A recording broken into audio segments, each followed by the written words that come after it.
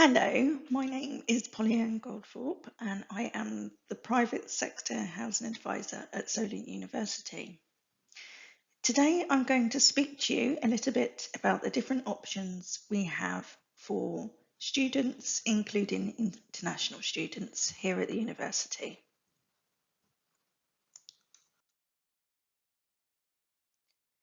For most students, we normally advise that you go into Solent University residences in the first year. Our university residences are made up of 5 modern self-catered student residences. They are all located in very close proximity to each other, and they're about 10 to 15 minutes walk from the university. They're also ideally positioned because they are very close to the high street, again about 5 to 10 minutes walk. In addition to being close to the high street, there is also Lidl's, IKEA and Asda close by. A key benefit of university residence is in order to secure the accommodation, unlike in the private sector, no guarantor is required. In addition, accommodation is dedicated solely for the use of Solent University students. As well as offering accommodation throughout semesters and term times, we also offer specific summer accommodation over the summer months. This is often for a reduced rate and a shorter period of time. All of the terms and conditions within university residences are favourable to students. That means that unlike in the private sector, the terms and conditions have been designed with students in mind. You can view a virtual tour and get more information about our residences on our web pages, which you can see linked here in this slide. Private housing. As mentioned earlier, we do recommend that in the first year, students come into our university residences. However, we also recognise there may be many cases where students will prefer to go straight into the private sector. The university has a private housing accreditation scheme called SASH.UK. You can see at the bottom of this slide an image of a sash with the blue and red house. SASH is run in collaboration with the University of Southampton and Southampton City Council. As we have 2 universities in our city, it is very, very vibrant, and you also have the opportunity to meet a real mixture and cross-section of students. We also offer housing advice throughout the year to assist you in your search. We have a specific housing guide for international students, which is available on our international pages. We also have more general housing guides available, as well as specific information on the right to rent. Again, you can find all of this information on the international students pages. In addition to the above, we also have myself, who's a private housing advisor, and can advise you on your housing options, whichever route you choose to take. We also have a broad accommodation team who can advise you on lower level housing advice, as well as accommodation in our university residences.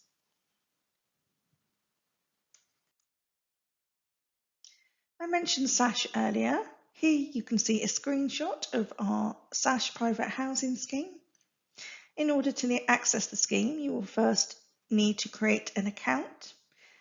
If you don't have a university email address, you will need to email us to get your account activated. You can email us on private.housing@solent.ac.uk. That address again, private.housing@solent.ac.uk. Again, all of our contact details are available on our web pages. As you can see here, you will need to fill in some simple details such as your first name, last name, email, and you will need to select a password. And once you have that information, you will be able to log into your account to search for shared houses in the private sector. There are also some other useful features on the account, for example, a message board where students can advertise for housemates, or if they have a room that they would like another student to take over.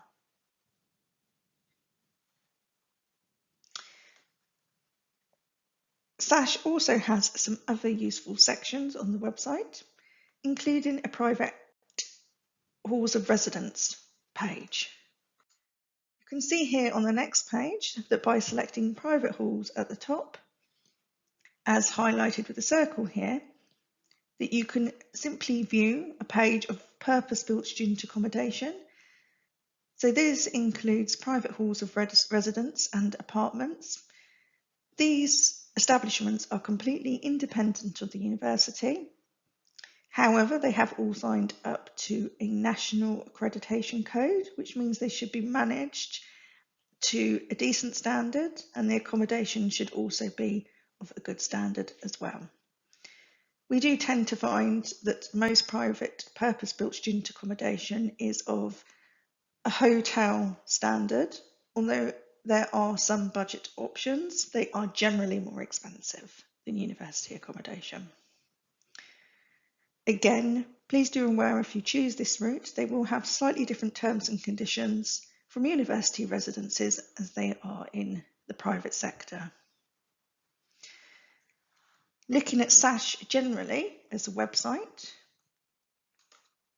as mentioned earlier, it is used by local landlords, and those landlords agree that the properties listed on there will meet certain standards. So the benefit of using SASH is if you have any issues, you can come to university for guidance, and the landlords who advertise properties on there have agreed that they will engage with the university should there be any issues that arise. I mentioned earlier that we have a housing guide for international students, and here you can see a screenshot of that guide, which is available on our international pages. If you're interested in bringing a family member or a dependent, or even children, you can see here there is a specific section which provides additional information on that. Regretfully, we do not have any accommodation specifically for families or wives in our university residences. However, there are private options within the city. If you are looking to bring a dependent or family members, I would advise that you start your research nice and early, as these are very popular options. Nationally, they are very sought after and they get filled up very quickly.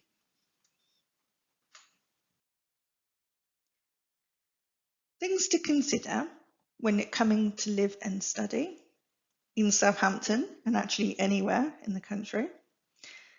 You're going to need to be able to pay for rent in advance and sometimes a deposit. You should be aware that many landlords will request 6 months, sometimes more rent in advance. So it's important that you have access to those funds before you arrive.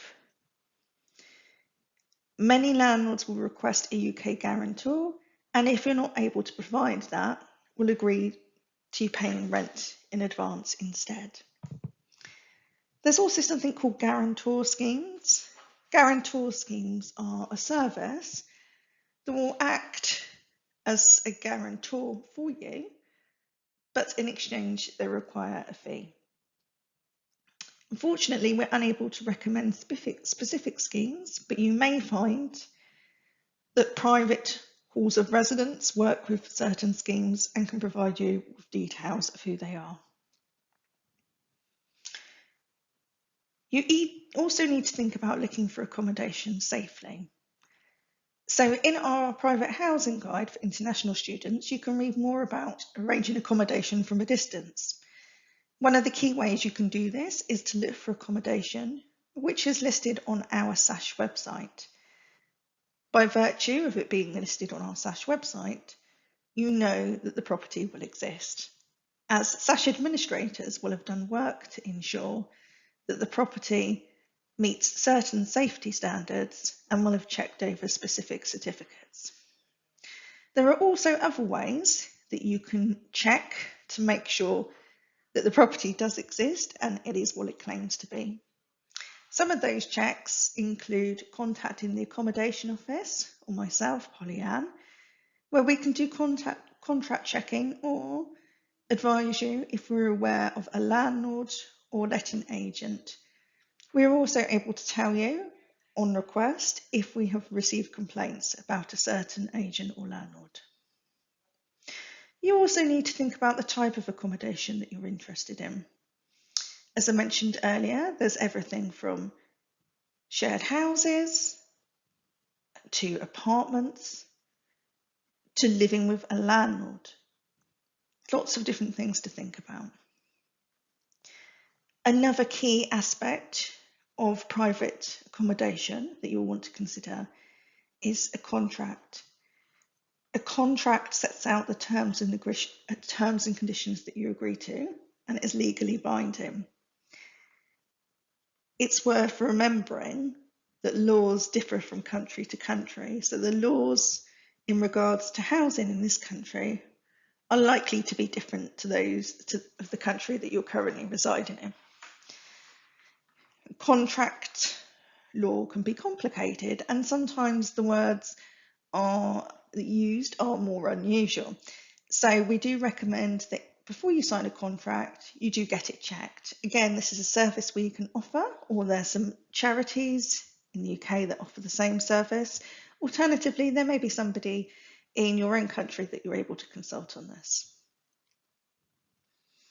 We always recommend, where possible, that you do complete a viewing of a property, although appreciate that may not be possible when you are located overseas. Some landlords will be able to offer a digital viewing, and this has become more popular since the pandemic. If you're using SASH, you can often view videos that have been uploaded in addition to pictures of a property. You can also see on some of the larger private halls of residence that they often offer specific virtual tours, or they can offer you a viewing on request.